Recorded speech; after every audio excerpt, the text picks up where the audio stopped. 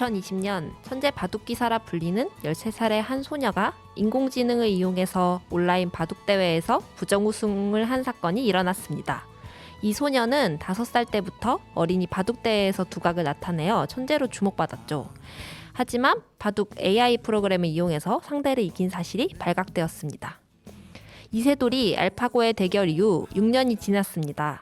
그 사이 인공지능은 더 진화하여 이제 인간은 바둑으로 AI를 이길 수 없죠.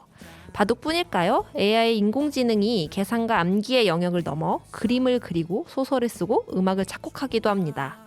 이 가운데 일어난 부정우승 사건은 우리의 혼란함을 잘 나타내는 사건이라 생각됩니다. 경험과 배우는 과정의 즐거움을 알지 못하고 우승만을 목표로 하는 가르침이 결국 이러한 상황을 만들었죠. 그렇다면 인간은 무엇을 해야 할까요? 그리고 우리는 아이들에게 무엇을 가르쳐야 할까요?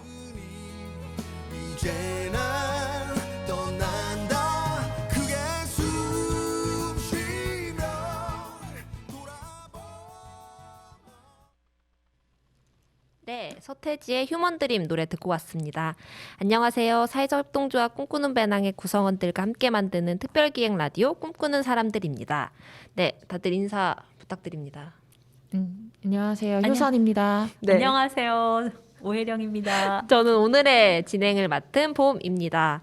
그 사회적협동조합 꿈꾸는 배낭의 구성원들이 만드는 특별기획 라디오 꿈꾸는 사람들은 꿈꾸는 배낭 소개부터 우리 활동이나 관련된 교육이나 배움, 구성원들에 대해서 알아가는 시간까지 이제 다양한 주제로 꾸려나갈 예정이고요. 총 4회로 기획되었고 오늘은 2회차입니다. 다들 지난번 약간 떨면서 첫 방송을 했는데 어떠셨나요? 첫 방송 진행은? 우리 회령쌤 먼저? 네. 어깨가 긴장됐던 것 같습니다. 그렇지만 다 같이 잘 지내고 있는 여러분들하고 함께해서 재밌는 기회이기도 했습니다. 우리 그 첫 진행을 맡아주었던 효선은?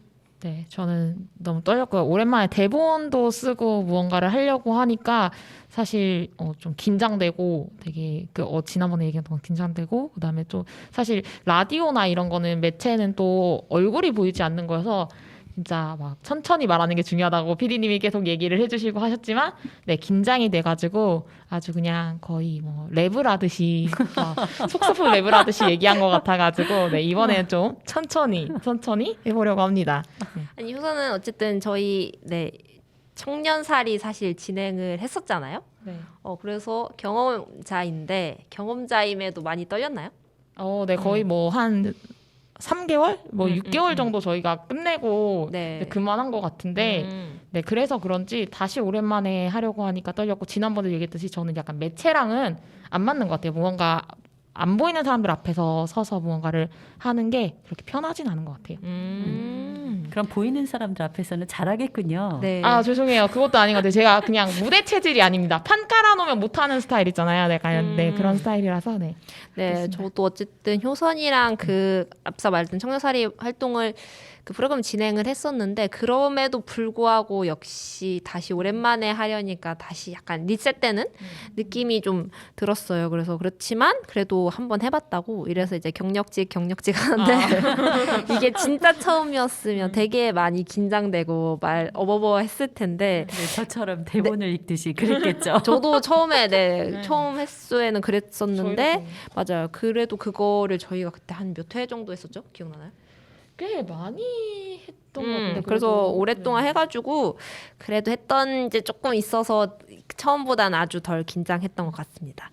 네, 그럼 본격적으로 좀 이야기를 해볼 예정인데요. 이제 저희가 각자 진행을 맡고 각자 주제를 정해 오잖아요. 그래서 오늘의 그거는 제가 이제 정해서 이제 무엇을 할까 고민을 하다가 이제 1회는 꿈꾸는 배낭을 소개했는데 2회부터는 어떤 걸 해야 될까 생각하다가 오늘은 너튜브에 올라와 있는 땡잡 정재승 카이스트 교수 인공지능 시대 우리 아이 공부는 어떻게? 라는 영상을 보고 서로 이야기 나누는 시간을 가져보려고 해요. 제가 이 주제로 정한 이유는 이제 평소 정재승 교수 이야기를 되게 좋아하거든요. 물론 이제 말을 무척 재밌게 잘 하십니다. 그래서 듣기에도 좋고 이분이 어쨌든 내과학을 베이스로 로봇이나 인공지능 같은 것들을 연구하는데 저의 관심 주제도 또 미래 사회거든요. 미래 사회는 어떤 식으로 바뀌고 아무래도 청소년 교육과 관련된 일을 하다 보니까 당연히 미래는 앞으로 10년, 20년 뒤에 사회가 어떻게 될까? 그럼 그 어떻게 된 거를 이제 청소년들이 좀 지금 잘 적응해서 할 수 있을 텐데 이런 거에 관심이 많다 보니까 되게 흥미로운 이야기들이 많았어요. 그래서 이 영상을 주제로 오늘 이야기를 나누면 좋을 것 같고요. 이 영상은 제목에서 이야기하다시피 인공지능 시대에 우리는 무엇을 배우고 어떤 교육의 지향점을 가지고 있어야 할까라는 질문에 대한 이야기를 풀어내고 있습니다. 저희 꿈꾸는 배낭이 청소년 교육과 관련된 여러 가지 활동을 하잖아요. 그래서 관련된 주제라 아주 적합한 주제라 생각해 선정이 되었고 그리고 약간 이게 영상 길이도 한 45분 정도 되는데 더 이상 되면 이제 우리가 힘들잖아요. 그래가지고 적당해서 골랐습니다. 이제 다들 영상 어떻게 보셨나요, 혜령 쌤? 네, 저는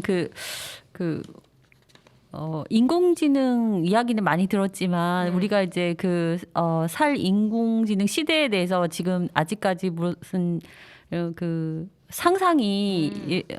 상상해서 예측할 수 있는 그런 지는 않은 것 같아요. 근데 이제 거기서 우리 아이들을 위해서 어떻게 할 것인가 뭐 그런 이야기가 나와서 저도 주제 자체가 너무 관심이 있어가지고 들었거든요. 네. 근데 이제 결국에는 그런 것 같아요. 아이들한테 많은 실패 속에서 스스로 배울 수 있는 그런 기회를 줘라. 뭐 이런 걸로 저는 메시지를 받았거든요. 거기 나와 있는 인공지능도 그렇게 해서 그 지능이 높아졌다 이런 식으로 이제 얘기를 해줘가지고 우리가 하는 일들이 그렇게 의미 없지는 않겠구나. 애들한테 실패하고 기회를 주고 그런 활동이라는 생각에 더 우리 일이 의미가 있다는 생각을 했어요. 네네. 네. 효서는 네. 뭐 했으면 좋겠죠? 저도 봤는데 네. 사실 봤는데 네. 보면서 사실 봤나요, 안 봤나요? 솔직하게 아니 솔직하게 봤어요. 말해주세요. 보긴 봤는데 제가 다른 일을 하면서 약간 지금 지난번에 얘기했던 정산이나 이런 것 때문에 다른 일을 좀 뭘 해줄 게 있어가지고 보면서 봤더니 사실 약간 머리의 휘발성으로 너무 빠르게 지금 뭘 봤는지 기억이 순간 안 나는 상황이 왔는데 네 어쨌든 저도 인공지능에 대해서 분명히 내용을 알았거든요. 네, 근데 죄송합니다. 지금 약간 기억이 희미해지고 있어요, 점차. 네, 그래서 우리 봄님은 어떻게 보셨는데 추천하셨던 봄님은? 네, 제가 예전에 한번 보고 저도 이제 다시 한번 이거 프로그램 기획하면서 다시 봤었는데 이 영상 자체가 한 3년, 4년 전에 했던 내용이더라고요. 그래서 그때 정재승 교수가 예시를 든 게 이제 알파고랑 이세돌 바둑 대결이잖아요. 그러면서 사실 그때 우리가 처음 인공지능 AI에 대해서 좀 직접적으로 와닿는 그 사건인 것 같아요. 그리고 이미 그게 4년이 지났는데 지금은 사실 한국기원에서 그 AI 프로그램 이용해서 트레이닝을 계속 하더라고요. 네. 네, 바둑 기사들이 이미 그 프로그램 하면서 교육하고 있고, 이미 이제 그때는 사실 이제 알파고가 2번 이기고 1번 졌죠. 네네. 그랬는데 이제는 사실상 100점 100패. 네네네네 100점 100패 인간이 인간이 100점 100패 할 상황이고 절대 이제 AI에 못 이길 수준까지 이제 4년 만에 바로 됐었고 그런 상황이 되었고요. 그러면서 어쨌든 제가 그걸 떠오르면서 우연히 뉴스 보면서 천재 바둑 기사 소녀가 인공지능 이용해서 온라인 바둑대회에서 부정 우승한 사건이 일어났었어요. 당연하죠. 이제 이기고 싶은데 내가 열심히 아무리 노력을 해도 AI가 더 잘 알고 그런 상황에서 우승만이 목표로 어쨌든 가르치니까 그거를 이용할 수 있는 유혹에 빠지는 거죠. 10살 소녀가. 그러면서 막 시끌시끌 했었는데 어쨌든 3년 사이에 더 많은 정재승 교수가 3년 전에 했던 얘기보다 더 많은 인공지능 깊숙했는데 그때 했던 교육이나 이런 거 어떻게 그럼 우리가 무엇을 배우고 어떻게 살아야 될 것인가에 대한 질문은 아직도 우리 교육에서 담고 있지 않는 것 같다. 참 3년이라는 세월이 인공지능은 너무 빨리 배우는데 우리 인간은 너무 느리게 하는구나 이런 생각을 하면서 영상을 봤던 것 같습니다. 네. 인간의 존엄을 어떻게 지켜야 할 것인가 그게 참 문제인 것 같아요. 그런데 왜 우리도 이렇게 공평하다고 하는 게 왜 예를 들어서 같은 사람한테 똑같은 양의 밥을 주는 게 공평은 아니잖아요. 그죠. 그런 네. 것처럼 지금 우리는 만약에 그 인공지능하고 경쟁을 한다 그러면은 아까도 말했지만 100점 100패일 수밖에 없는 이제 그런 상황에서 그렇지 않도록 사회 안전망 같은 거를 해놓지 않으면은 그 인간의 존엄을 지킬 수 없을 것 같다는 생각이 많이 드네요. 네. 그래서 인공지능이 사실 우리 삶에 되게 깊숙이 침투해 있는데 혹시 어떨 때 이런 기술이 언제 이렇게 다가왔지 하는 거 느끼실 때가 있나요, 효선님? 네. 저는 구글에서 이제 제가 뭔가 인터넷에 검색했을 때 아니면 이제 그런 요즘 얘기가 나오잖아요. 구글 마이크나 이런 거에 내가 뭐 얘기하고 있는 게 들어가서 사실 그거 진짜 알고리즘에 이제 광고에 뜨기도 하고 하는 것도 되게 그런 걸 보면서 와 진짜 얘네 너무 많이 발전했다. 옛날에는 내가 찾고 싶은 거 찾아도 그거에 연관된 게 안 나왔는데 그런 것도 있고 또 요즘엔 유튜브 알고리즘 얘기를 많이 하게 되는데 그 유튜브 알고리즘 네, 네, 너튜브, 네. 너튜브 알고리즘에서 이제는 좀 처음에는 조금 알고리즘이 뜨는 게 되게 편리했는데 지금은 또 알고리즘이 뜨니까 제가 찾아보고 그 관심사만 보다 보니까 사실 그 외적인 거를 받아들일 때 가끔 잊고 사는 경우가 많더라고요. 그래서 좀 더 깊숙이 빠질 수는 있지만 또 다른 시각을 볼 수는 없는 것 같아서 좀 그런 점은 좀 아쉬운 것 같아요. 맞아요. 네, 그거 혜령쌤? 네, 저도 그거에 동의하는데 그 이제 처음에는 그 알고리즘으로 그렇게 도는 그 프로그램이 이렇게 팝업되는 줄을 모르고 어머 내가 찾고 있던 걸 얘가 어떻게 알았지? 그래서 좀 놀라기도 하고 그랬었거든요. 근데 이제 아까 효선 쌤이 말한 것처럼 그 이렇게 다양한 시각을 볼 수 없게 하는 점은 문제인 것 같아요. 그래서 만약에 제가 혹시라도 뭐 일베 프로그램에 빠져 있다 그러면 그것만 저한테 계속 제공이 되는 거죠. 네. 그랬을 때 이제 그 이렇게 넓은 시각으로 세상을 보는데 문제가 생기지 않을까, 그런 사람들이 생기지 않을까, 그런 게 조금 걱정스럽고, 그 얼마 전에는 그 전화로 그 안내 왜 114 안내하는데 네. 그 사람이 아니라 인공지능이 해주는 거예요. 진짜요? 네, 네. 몰랐는데? 근데 너무 그게 불편하고 뭐 하여튼 그랬던 거. 그래서 그 이렇게 이제 선호하지는 않았어요. 저 같은 경우는 좀 불편하더라고. 아직 근데 이제 그것도 만약에 이제 그 인공지능이 배우는 속도로 보면은 이제 숙달이 되면은 이제 그 전화로 안내하시는 분들의 그 이제 사람의 목소리를 듣는 게 아니라 이제 그분 그 인공지능의 목소리를 듣는 그런 게 되겠죠. 네. 그죠. 그 요즘 그 사람 목소리에서 얘기한 건데 요즘 그 프로그램 사람 목소리를 내주는 프로그램이 있더라고. 예전에도 그 있었잖아요. 근데 네. 예전에 딱 맞아요. 타이핑한 거 네, 타이핑을 하면 그걸 줄줄이 맞아. 읽어주는 프로그램인데 예전에는 딱 누가 봐도 그 이것은 컴퓨터가 내는 소리다라고 딱 알아들을 수 있었는데 요즘에 제가 너튜브를 보다가 그 이건 당연히 사람 목소리겠지? 근데 라고 생각했는데 알고 보니 그게 네, 그 프로그램을 한 목소리더라고요. 그래서 다양하게 이제 아이 목소리부터 뭐 여성, 남성, 노인까지 그 다양한 목소리로 내더라고요. 그래서 진짜 그거 깜짝 놀랐어요. 그 구분하기가 너무 어려워가지고 그리고 그 페이크 뭐죠? 그 얼굴 인식 그런 이제 프로그램도 네, 그 연예인들 얼굴을 해가지고 실제로 동영상이 막 그 연예인이 막 이렇게 하는데 그거는 이제 가상으로 만들어진 사람이고 이런 것들을 보면 기술이 깜짝 놀라고요. 그래서 그거 진짜와 가짜를 구분해낼 수가 없는 약간 그런 것까지 왔더라고. 예전 수준에는 저건 누가 봐도 어색하네, 모션이 어색하네, 컴퓨터네라고 이제 구분할 수 있었는데 그런 거 보면 어떤 인공지능이나 AI 기술 진짜 너무 빨리 발전하고 있구나라고 생각을 하고 이제 자동차 기술도 지금도 이제 많이 100%는 아니지만 일부분 최신 차에 있잖아요. 제가 오래된 차를 끌고 다녀가지고 잘 모르긴 하는데 요즘 차 자율주행차. 네, 자율주행차 이제 알아서 이제 해주는 그런 것들을 보면 진짜 이게 단시간에 한지 얼마 안 된 것 같은데 이 정도 기술이 왔으면 5년 뒤, 10년 뒤는 진짜 너무 내가 상상도 못한 그런 기술이 빨리 발전하겠구나 막 이런 두려움이랄지 뭔가 어떤 그런 걸 할지 그게 오는 것 같아요. 그래서 네. 네, 맞아요. 그럼 네, 그러니까 저희들이 이제 아직 스탠스를 그 이제 인공지능 시대에 어떻게 이렇게 대처를 해야 되나 스탠스를 잡지 않은 상황에서 거기에 이제 그냥 이렇게 처박혔다고 해야 되나 그런 세상에 뭐 그런 느낌?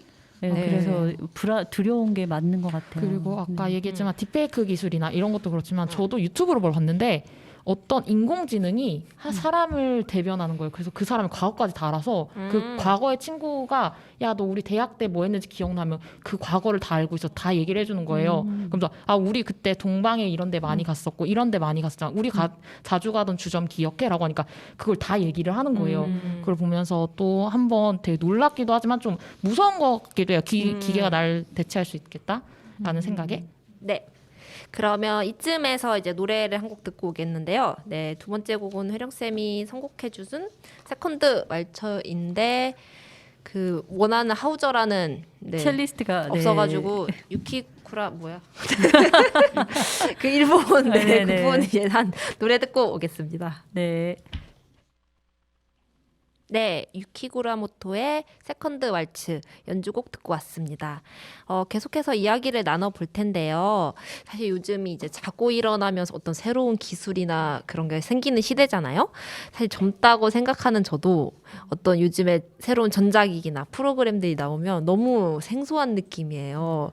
그리고 그럼 지금도 이런데 내가 나이를 점점 먹어갈수록 앞으로 어떤 새로운 것들을 더 받아들이기 힘들까? 그럼 나는 약간 사회 뭔가 이렇게 적응을 못하고 도태될까? 그런 약간 공포감이 있어요. 특히 요즘에는 이제 가게마다 키오스크 그걸 많이 하잖아요.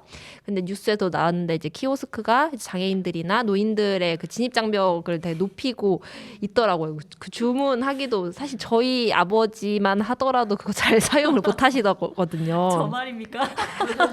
그래서 그 셀프 주유소 그 기계도 잘 사용 못해서 제가 이제 기름 넣어드리고 했었는데 참 그 저희 부모님 세대들이 이제 중간에 컴퓨터를 이제 겨우 다 배웠더니 이제 다시 스마트폰이 생겨서 스마트폰 또 적응해야 되고 이런 일들이 계속 생기잖아요. 그래서 회령 쌤이 아무래도 그런 걸 좀 겪어본 것으로 적응을 어떻게 하시는지 그런 어려움은 없는지 한번 들어보고 싶습니다. 아, 네네. 키오스크 그거 한 번도 그걸로 뭐 주문을 해본 적이 없고요.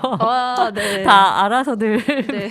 자녀들이 해줘가지고 그 인터넷으로 뭐 이렇게 물건 주문하는 것도 사실은 그 결제라든가 막 이런 게 너무 뭐 깔고 못 깔고 막 그런 게 많아가지고 좀 뭐랄까 꺼려져요. 두렵다기보다 맞아요. 그냥 뭐 또 개인 정보가 유출되네 어쩌네 막 이러니까 그래서 뭐 실수할까 봐 그런 게 있거든요. 근데 사실 저 정보 처리 기사 1급 자격증도 있어요. 네, 기사 1급이거든요. 와우. 그리고 되게 어려운 거 아닙니까? 네네. 대학에서 졸업하고 컴퓨터 프로그래머로도 심지어 어머. 일을 했었어요. 지금 이렇게 이러고 있지만. 네. 그래서 이제 한 20년 동안 그 직장에서는 겨우 뭐 워드 쓰는 정도? 그 정도의 그죠. 컴퓨터 실력을 요구했고 이제 밴드 이용하는 정도? 이제 왜냐하면 이제 학생들이 뭐 자기들이 한 학습 내용 같은 거를 녹음하기 위해서 이제 밴드 관리 정도 그런 거 했었거든요. 네. 근데 이제 제가 그 20년 동안 하던 일을 마치고 이제 새로 온 일을 시작하면서 제가 너무 이제 그런 그 컴퓨터를 다루는 기술에 대한 자신감이 너무 없는 거예요. 그래가지고 세무 자격증을 땄어요. 와우. 예. 네. 그랬는데 이제 우리가 자격증 시대잖아요. 자격증은 달달하지만 또 실무는 또 실무고 그래서 이제 그 직장 생활 할 때는 그 포스터 작성하는 거 그 미리 캠퍼스 네. 프로그램도 새로 배우고 그래서 이제 활용은 제가 새로 배워서 할 수는 있는데 약간 이제 그런 그거를 이제 새로 배울 때 좀 약간 현타가 오긴 하죠. 왜냐하면 이게 다 이제 제가 뭐 예전에 이제 그런 이력이 있으니까 뭐 새로 배우는 것이 엄청 저한테 큰 과제는 아닐 테지만 이제 그래도 계속 새로운 뭔가를 배워가지고 이제 활용을 해야 되니까 부담은 부담이에요. 네. 맞아요. 그쵸. 근데 이제 젊은 세대들도 부담스럽다고 하니까 네. 그러니까요. 효선은 요즘 요즘 세대 요즘 아이들이지만 그래도 이거 하면서 좀 어려웠다 이런 게 있나요? 좀 새롭게 배워야 되는 게? 새롭게 배워야 되는 거. 사실 막 엄청 체득 느낌이 오진 않는데 근데 약간 처음에 이제 키오스크 저희도 챙겼을 때는 사실 그냥 저기 가서 주문하라는데 사실 그 키오스크 기계가 아직 덜 서비스업이 되었을 때는 사실 내가 담고 싶은 거를 다 못 담는 경우도 있었고 가서 다 했더니 모바일 상품권 사용이 안 된대요. 그래서 다시 그 사람한테 가야 되는 거예요. 그래서 가면 그 사람이 나 되게 젊은 사람이니까 아니 저기 키오스크 가서 하시면 된다고 이렇게 얘기하니까 약간 사실 의사소통도 조금 힘든 부분이 있었고 그래서 사실 어른들이 오셨을 때도 이제 젊은 친구들은 당연히 그걸 할 줄 아니까 어르신들한테 저기 가서 주문하시면 카드시면 저기 가서 주문하시라고 이렇게 하는 상황을 보면서 진짜 그런 게 조금 어렵다고 느꼈고 그런 다양한 걸 담을 수 없다는 거에 그리고 사실 저는 지금은 또 다양한 그 툴들이 생기는 게 좀 어려운 것 같아요. 그러니까 어쨌든 옛날에는 뭔가 기록을 할 때 블로그나 뭐 이런 인스타그램 뭐 페이스북 이런 걸 썼다면 또 요번에 새로 나온 거에선 많이 이미 쓰고 있겠지만 플랫폼 그 여러 가지 플랫폼 중에 이제 기록을 좀 아카이빙을 할 수 있는 플랫폼이 하나 새로 또 있는데 그걸 좀 해보고 싶은데 아직 그것도 되게 어렵더라고요. 저도 최근에 이제 정리하기 너무 좋다라고 했는데 그걸 배우는 게 너무 어려운 걸 저도 하다가 야 이거 그냥 하지 말고 그냥 다시 익숙한 거 써야 되겠다 이런 생각했는데 그걸 잘 다루고 이런 이제 그 요즘 애들 저도 요즘 애들이긴 하죠. 저보다 더 어린 애들은 그 금방 배우니까 툴을 자유자재로 활용해서 되게 잘 해놨는데 저도 약간 그런 거에 대해서 좀 이제 점점 내가 뒤처지고 있구나 약간 이런 생각 들고 있습니다. 특히 그리고 저희 때까지만 해도 그 이제 영상 세대가 아니잖아요. 저희 어렸을 때만 해도 어떤 정리나 뭔 기록을 하도 어떤 사진이나 글이나 이런 것까지 했던데 요즘 친구들은 정말 영상으로 모든 걸 다 활용하다 보니까 그 영상 제작기 기술이 그 기본적으로 너무 뛰어나더라고요. 그래서 저번에 왜 PPT로 발표할 때도 네네네네. PPT로 발표할 때도 저는 그 기본 그걸 써가지고 되게 촌스럽게 만들었는데 저보다 더 그런 툴을 잘 사용하는 거 보고 좀 깜짝 놀랐는데 참 네 뭔가 어딘가 씁쓸한 느낌이 들기도 하였습니다. 어쨌든 이렇게 하면서 앞서 얘기했다시피 어쨌든 인공지능의 이제 발달이 했고 이제 어쨌든 아까 키오스크 얘기가 나왔잖아요. 그러면서 이제 사라질 직업 이런 얘기가 많이 나오는 것 같아요. 영상에서도 한 연구 결과에 따르면 47%의 직업이 없어진다고 인공지능 발달로 그렇게 정재승 교수가 얘기하더라고요. 아마도 또 그런 시대가 올 것 같고 이제 단순 업무 위주의 그런 직업부터 사라지겠죠. 여러분 혹시 우리의 일도 인공지능으로 대체될까 이런 생각을 해보신 적 있습니까? 저도 이제 직업이 사라진다 이러면서도 이제 이러니까 그럼 내 직업은 나는 대체될 수 있는 일을 하고 있는 것인가 아닌가 이런 질문 이런 고민들이 떠오르더라고요. 그래서 효선 우리의 일이 인공지능으로 대체될까요?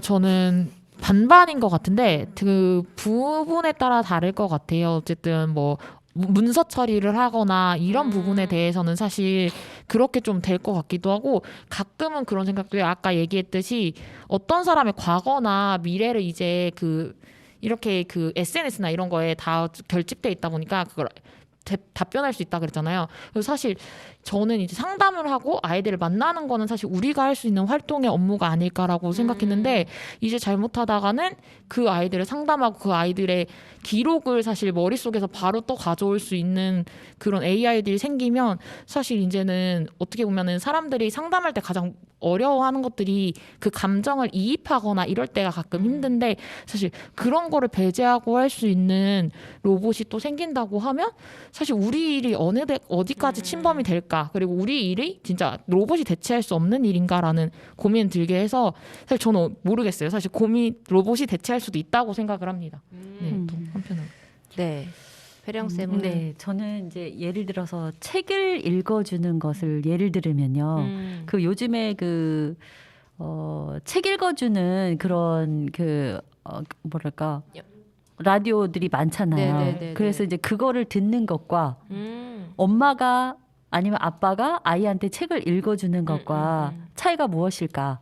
그거가 아마 인공지능 시대에 우리가 좀 그 살아남을 수 있는 아니면 한 그 실마리 우리가 살아남을 수 있는 실마리를 찾을 수 있다고 생각하는데 그냥 그 목소리만 전해지는 게 아니거든요. 네. 그 사람한테는 기가 있잖아요. 에너지장도 있고 그런 걸 교류한단 말이에요. 네. 근데 과연 기계가 우리 인간한테 그런 거를 줄 수 있을까? 그런 교류가 될까? 그거는 조금 의문이 들어요. 그래서 그런 부분은 우리가 아마 그 이렇게 설 수 있는 입지를 준다고 해야 될까요? 인간으로서. 네네. 그래서 그런 부분은 좀 저희들이 유리한 부분이라고 해야 될지 기계랑 맞섰을 때 네. 유리한 부분이라고 해야 될지 그렇게 생각이 들어요. 네. 네. 그래서 그냥 우리는 왜 사람을 물체로만 보는 느낌이 많아요. 네. 아까 왜 정보를 갖고 있다고 했을 때 이제 그 사람이 그러니까 그 인공지능이 나에 대해서 모든 것을 알고 있을지 모르겠지만 그 총체적인 내 인간으로서 내가 발휘하고 있는 그런 그 뭐랄까 그 아우라? 그냥 아우라가 그냥 유명하고 훌륭하신 분한테만 있는 게 아니라 우리 인간한테도 다 있다고 저는 알고 있거든요. 네, 그런 것들을 인지할 수 있을지. 그래서 우리가 이렇게 말로만 서로 교류를 하는 게 아니라 보이지 않는 데서 막 이렇게 교류하고 있는 그것들을 그 기계가 해줄 수는 없다고 생각을 하거든요. 그래서 이제 그 부분이 우리가 인간들이 이제 우리 인간으로서 우리가 좀 더 이렇게 뭐랄까 갈고 닦아야 될 부분들 네. 또 알아야 될 부분들 인 것 같아요. 네. 저는 좀 그렇게 생각하고 있습니다. 저는 그래도 우리 일이 되게 단순 그런 건 아니니까 조금 오랫동안 살아남지 않을까라는 생각했는데 근데 무서운 게 뭐냐면 저희 네. 어쨌든 일이 어제 청소년들이 원하는 것을 맞춤으로 이렇게 기획하고 주로 그런 판을 짜는 거잖아요. 그런데 인공지능이 발달하면 그 어떤 한 개인의 정보를 다 넣는 거야. 그 사람이 좋아하는 거, 뭐 싫어하는 거, 뭐 어디를 갔고 이런 정보를 다 모아서 그걸 막 해서 그 사람 1인에게 완전 맞춤형 그 교육 프로그램을 그 인공지능이 기획하는 거죠. 그래서 그렇게 되면은 그런 일이 생기면 우리가 또 설 자리는 어디지? 약간 이 생각이 드는 거. 그건 사실 따라갈 수가 없거든요. 왜냐면 그 사람이 살면서 이제까지 했던 어떤 행적이나 그 좋아하는 것들이나 뭔가 어디 가서 뭘 주로 이 사람은 어디서 뭘 하고 무엇을 시간 보내고 이 데이터를 한 번에 이제 거기다 집어넣고 하는 거니까 아무리 우리가 몇 시간 그 사람 좀 봐온다고 하더라도 그 사람 내면 다 알 수 있는 건 아니잖아요. 그렇게 따지면 개인으로서 그 인공지능이 만들어낸 그 어떤 교육 프로그램이 더 만족도가 높을 것 같잖아요. 자기 완전 맞춤형이니까. 그렇게 되는 세상이 온다면 우리의 일도 대체되지 않을까? 약간 그런 생각을 했었습니다. 근데 이제 그거는 요거를 무시한 게 아닐까. 현장에서 그 선생님하고의 그 멘토 선생님하고의 교류 그런 거를 단순히 무시하고 이제 선호하는 거를 제공해 줬을 때 좋아할 것 같다. 그러면 이제 예를 들어서 내가 만화 그리는 걸 좋아해서 이제 그런 프로그램을 해줬어요. 그 기계가 해줬어요. 그리고 나는 그냥 그거를 이렇게 즐기는데 그걸 누군가와 나누거나 이런 데서 사람은 그 만족을 느끼지 않을까요? 그러니까 꼭 자기 혼자 그거를 가지고 뭐 이렇게 하는 게 무슨 의미가 있을까? 그래서 만약에 그 아까 뭐 인공지능이 이 사람에 대해서 너무 잘 파악을 해가지고 그런 거를 제공한다고 했을 때 과연 그 사람한테 그게 그 최선일까는 좀 의문이 들어요. 네네. 그래서 아무래도 네네. 좀 좋아질 수 없는 것 같아요. 그 자기가 좋아하는 네. 그거에 함몰돼서 이제 하다 보니까 더 넓은 세상이나 더 다양한 것들을 우리가 할 수 있는 것들을 좀 아무래도 못할 것 같긴 한데 그게 어쨌든 이제 경제 논리를 하면 그게 가격이 더 싸다던가 그게 더 쉽고 빠르다던가 그렇게 대량으로 그렇게 할 수 있다던가라고 하면 우리가라고 생각은 했는데 일단 이제 그게 한 10년 안에는 안 할 것 같아가지고 그리고 사실 그런 것 같아요. 지금도 약간 가치가 사실 인건비나 어쨌든 그 아이들이 참여하는 인원에 대한 그런 뭔가 프로그램을 운영할 때 가치를 약간 그 사람의 그 인성이나 이런 부분도 있는데 그걸 좀 낮게 보긴 하잖아요. 그래서 약간 진짜 그런 경제적 논리로 봤을 때 이제 대체될 수도 있지 않을까라는 두려움은 좀 있는 것 같아요. 하지만 네, 열심히 있겠죠? 해보겠습니다. 10년 동안 우리 할 수 있겠죠? 이쯤에서 노래 듣고 오려고 하는데요. 네, 다음 선곡은 효선님이 선곡해 주셨죠? 어떤 네. 노래인가요? 네, 커피 소년의 그 행복의 주문인데 네. 이게 약간 여기 나오면 뭐 그 하루를 힘들게 고단하게 보내고 이제 행복해져라라는 주문을 외워줘요. 근데 어떻게 보면 AI가 아닌 사람이기 때문에 그 힘든 감정도 느끼고 그 고단함도 느끼는 게 아닐까. 그리고 그 안에서도 그 행복을 찾을 수 있는 게 아닐까. 우리가 사실 AI라면 자기가 피곤한거나 이런 거를 스스로는 못 느끼겠죠. 네, 네. 그렇게 생각해서 네, 노래를 그 커피 소년의 선곡하셨군요. 행복한 주문을 선곡했습니다. 네, 그럼 노래 듣고 오겠습니다. 네, 커피 소년의 행복의 주문 듣고 왔습니다.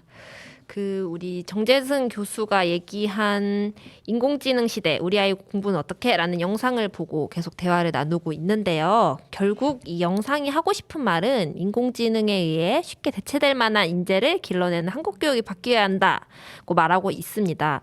이 사실을 사실 우리도 너무나 잘 알고 잘 알기에 그 꿈꾸는 배낭의 다양한 활동을 하고 있잖아요.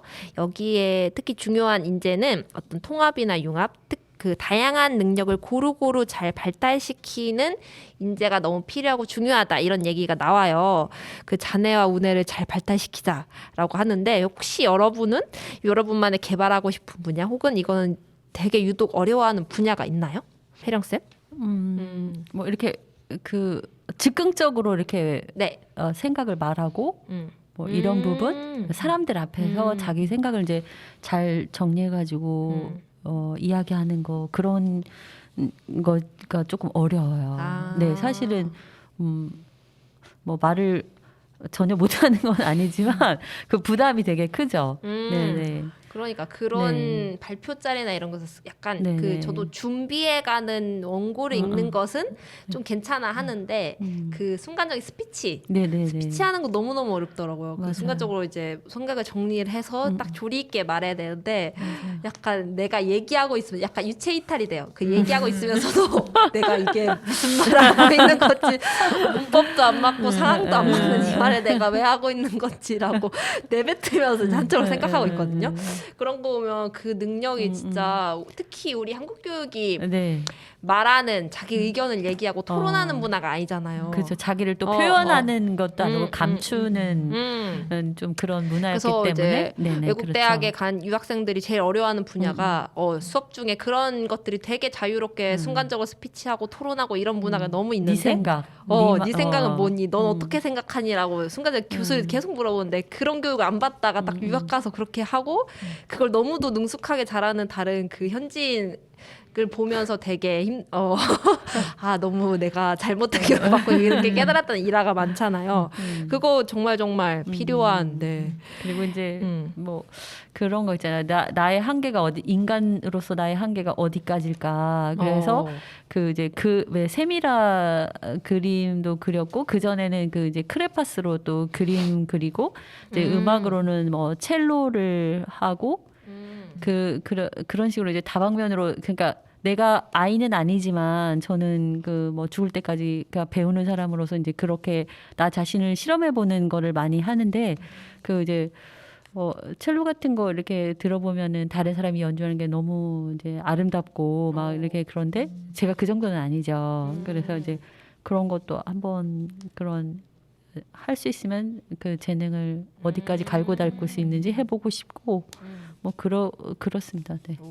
네. 그 효선은 어떤 개발하고 싶은 분야 아니면 이건 되게 내가 약한 것 같다 하는 분야가 있나요? 저는 우선 사람을 대면하고 그 나의 가치관을 얘기하는 게 조금 아까 이 선생님도 얘기하셨듯이 그런 부분 이제 또 코로나여가지고 한동안 사람을 안 만났잖아요. 네. 그러다 보니까 사실 이제 너튜브를 보거나 아니면 다른 이제 SNS 활동을 하는 게 더 비대면 활동들이 진짜 더 많아졌어가지고 그런지 약간 대면 활동을 하거나 하는 게 조금은 유독 다시 어려워진 것 같아요. 사람들과 대화를 하고 그 사람들을 이해하고 그리고 또 아까처럼 얘기했던 것처럼 내가 문맥에 맞게 말하고 있나? 말을 조리 있게 하는 거? 약간 그런 거에 대해서 좀 어려운 것 같고 약간 개발하고 싶은 분야는 정확한 분야는 사실 없는 것 같은데 어쨌든 이제 점점 정적인 일들을 하다 보니까 좀 오감을 자극할 수 있는 좀 다양한 분야의 일들을 해보고 싶다. 왜냐하면 어느새 이제 계속 머리를 쓰고 무언가 배우는 일만 하고 있는 것 같아서 이제 손을 뭐 많이 움직이거나 뭔가를 만지거나 이런 그런 다양한 그런 걸 하고 있지 않아서 약간 그런 부분 그래야 좀 우뇌와 좌뇌가 잘 발달을 하지 않을까. 네, 저는 크게 두 가지가 있는데 앞서 혜룡쌤이 얘기했던 그 예술 분야 뭐 악기를 연주한다거나 그림을 그린다거나 이런 예술 분야가 너무 약한 것 같아요. 그래서 그걸 그림을 그리려면 너무 스트레스 받는 거야. 그러니까 잘 그리고는 싶은데 내 이게 손은 손은 이제 5살 어린아이니까 그 나의 이상과 현실이 동떨어져서 그리다 보면 이렇게 스트레스를 받더라고요. 그런 것들. 근데 이제 예술이 꼭 뭔가 잘 그려내야 되는 건 아닌데 그러면 그래 이게 한국 교육이 잘못됐어. 그래서 그 딱 정형화된 어떤 잘 그린 그림의 그린 게 높이 평가받다 보니까 내가 그 수준에 못 치면 너무 스트레스를 받는 것 같아요. 그리고 재밌게 놀면 되는데 그 이제 그 활동 가지고, 자체를 네네, 재밌게 놀면 되는데 그렇지 않죠. 네. 그리고 좀 해보고 싶고 나는 수학적 어떤 사고나 이런 거거든요. 제가 수학을 원래 못하기도 하지만 사실 우리나라 수학 교육이 어떤 수리적 그런 걸 키우는 게 아니고 단순한 문제풀이식, 그러니까 문제를 얼마만큼 빨리 이렇게 맞추느냐에 초점을 맞췄잖아요.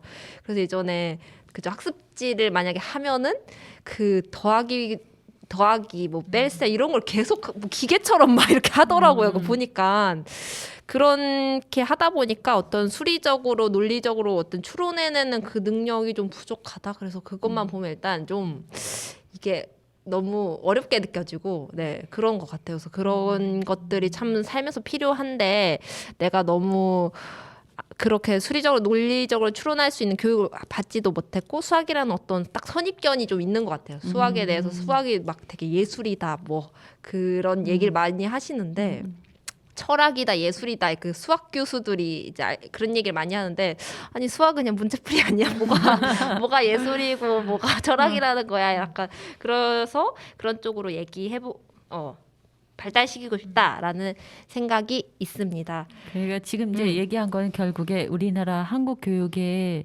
그 뭐 병폐라고 할지 그런 얘기를 해주신 것 같습니다. 네네. 네, 맞습니다. 그 마지막 질문인데요. 여러분들은 이제까지 살면서 이거는 학교에서는 안 알려졌지만 정말 살다 보니 이거 진짜 필요한 어떤 기술이다. 예를 들어 능력이다라고. 그래서 이거를 좀 우리 교육에서 좀 담아냈으면 좋겠다라고 생각하시는 것들이 있나요? 저는 저 먼저 얘기하자면 저는 협동심인 것 같아요. 사실 모든 일들이 혼자 하는 게 아니고 누군가랑 같이 어떤 이렇게 팀원으로 할 수도 있고 뭐 팀과 팀끼리 협업하는 거 있고 요즘 협업, 콜라보 이런 것들이 너무 여러 방면에서 하잖아요. 근데 서로 의견을 맞춰나가고 사람들이 조율해나가고 이런 방식에 대해 되게 미숙하고 나 자신도 잘 못하는 것 같더라고요. 그리고 그거를 학교 교육에서 배웠냐? 그러면 전혀 협동심보다 사실 경쟁, 그 친구를 밟고 올라가고 이런 것들을 배우다니 배웠는데 사회 나가보니까 그 능력이 너무 필요해. 그래서 이런 것들을 좀 배웠으면 좋겠다. 가르쳤으면 좋겠다. 이런 생각을 가지고 있습니다. 효선은? 네. 먼저 혜령 쌤부터 얘기를 하시죠. 조금 더 생각을 해보시면. 저는 그 인간에 대한 믿음? 그러니까 그 왜 선의를 믿어주고 그 사람이 그러니까 아까 뭐 제가 여러 가지 실험을 해본다고 그랬는데 그 어떤 것도 할 수 있다는 능력이 있다고 아이들한테는 이야기하면서 너 시도해봐 하면서 본인은 정작 그렇게 생각하지 않잖아요. 근데 이제 그 아이들한테 만약에 가르쳐주고 싶은 게 그 어떤 부정적인 생각 때문에 자기 자신의 능력을 발휘하지 못하고 그 우물한 개구리처럼 사는 경우가 많잖아요. 그래서 이제 그런 거는 인간에 대한 믿음이기도 하고 결국에는 나에 대한 믿음이기도 해요. 그래서 아까 이제 그거를 통해서 아까 말한 사람들하고 이제 협업을 한다든가 이런 게 가능한 거죠. 근데 이제 우리는 그런 기술 같은 거 아니면 정보 그런 거를 접하지 못했고 저는 이제 그 대학 졸업할 때쯤에 이제 그런 책을 찾아서 봤던 것 같아요. 네네. 그래서 저는 그게 저한테 많이 도움이 됐고 그 아이들한테도 그런 걸 심어줘가지고 자신감도 생기고 자기가 뭐 어떤 일을 할 때 진취적으로 나갈 수 있게 하고 그런 게 필요하다고 생각하거든요. 그래서 그 인간에 대한 뭐랄까 무한한 신뢰 네. 뭐 이런 거를 좀 아이들한테 가르쳐 줘야 되지 않을까 그런 생각은 하고 있어요. 불신이죠 기본. 불신인 것 같아요. 그 왜 벼룩 얘기 아시죠? 그 왜 벼룩을 원래 이렇게 이제 얘가 막 30m 이렇게 높이 더 뛰는데 이렇게 병에다가 집어넣고 그 위에 이제 그물망을 얹어놔요. 그럼 얘가 계속 그 이제 뛰거든요. 뛰는데 이제 한 번 받치고 떨어지고 한 번 받치고 떨어지고 그러면은 이제 나중에 그 그물망이 없어도 거기까지밖에 못 뛰는 거죠. 우리 이제 교육이 이제 그런 식이거든요. 근데 이제 그런 자기 자신에 대한 믿음 같은 거 네. 그런 걸 이제 깨야 되는데 그런 게 많고 그 꿀벌 얘기도 있어요. 꿀벌이 원래 그 구조상 날 수가 없거든요. 몸통이 너무 통통한데 날개는 작은 거죠. 네네네. 그래서 과학적으로는 원래 날 수 없는데 날거든요. 그런 식으로 그 우리 사람들도 이게 무한한 가능성을 펼칠 수 있는데 우리 그런 거를 좀 네네 갇혀 사는 경우가 많 많죠. 그 뭐 편견이랄지 인간에 대한 뭐 그런 오해랄지 뭐 그런 것 때문에 네 그래서 그런 거를 좀 가르쳐 줬으면 좋겠습니다. 네. 효선 네. 짧게. 짧게 얘기하겠습니다. 네. 저는 우선 믿음하고 협동심도 중요한데 거기에 또 기초가 되는 게 같이 이해라고 생각해요. 타인에 대한 이해라는 거가 좀 있으면 사실 협동심하고 이런 믿음이 생길 것 같고 나랑 달라도 저 사람을 이해하면은 그런 게 생길 것 같아서 그러고 좀 그냥 삶에 대한 기술을 좀 배웠으면 좋겠다. 저는 언제나 경제교육 옛날에 대학생 때 경제교육 봉사를 좀 했었는데 그런 거 보면 좀 그런 것도 좀 필요하다. 그러니까 학업만 할 게 아니라 삶에 필요한 어느 정도의 뭐 고치는 체계적인 기술도 자본주의 사회에서는 꼭 네, 필요한 네, 기술이죠. 좀 필요하다고 생각을 합니다. 그냥 학교 공부만 끝나면 성장하는 게 아니라 맞아요. 이런 것들이 필요하다고 생각합니다. 네. 네. 그럼 이제 벌써 두 번째 방송을 마칠 시간인데요. 다들 너무 말씀을 잘 해주셔서 재밌게 금방 지나갔던 것 같습니다. 그 사회자협동조합 꿈꾸는 배낭의 구성원들이 만드는 특별기획 라디오 꿈꾸는 사람들. 저희는 다음 3회차 방송에서 뵙겠습니다. 끝곳으로 패닉의 정류장 들으면서 인사드리겠습니다. 네, 안녕. 안녕.